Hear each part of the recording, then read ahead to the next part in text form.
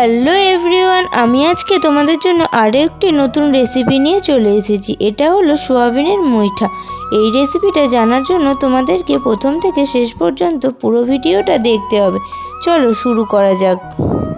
Gas জ্বালিয়ে তার উপর একটা কড়া নিয়ে তার মধ্যে দিয়ে দেবে কিছুটা পরিমাণ জল। জলের মধ্যে দিয়ে দেবে সামান্য কিছুটা লবণ। লবণটা জলের সাথে ভালো করে মিশিয়ে নিয়ে তার উপরে সোয়াবিনগুলো দিয়ে দেবে।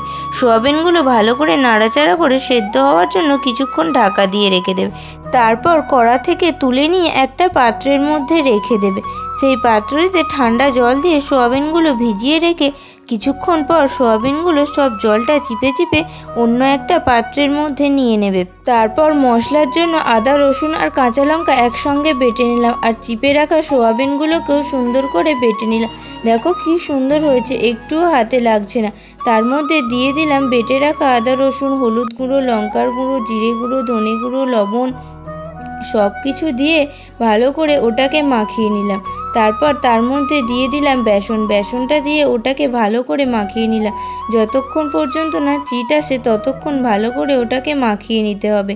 তারপর এটা পুরোটা মুইঠার মতো করে তৈরি করে নিতে হবে। আর জানো তো, এই মুইঠাটা করতে পুরোটা কিন্তু বাবা আমাকে হেল্প করেছে। তারপর বানিয়ে নেওয়ার পর কড়াইয়ের মধ্যে তেল দিয়ে তেলটা ভালো করে গরম করে নিয়ে একটু নাড়াচাড়া করে নিয়ে তার মধ্যে দিয়ে দিলাম তৈরি করে রাখা মুইঠাগুলো। সেগুলোকে ভালো করে তেলের মধ্যে ভেজে নিতে হবে।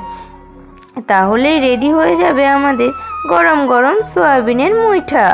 আর আমার এই রেসিপিটা তোমাদের কেমন লাগলো সেটা কিন্তু কমেন্ট করে অবশ্যই জানাবে। আর আমার চ্যানেলে ছোট ছোট মিনি ব্লগগুলো দেখার জন্য চ্যানেলটি সাবস্ক্রাইব করে পাশে থেকো। বাই।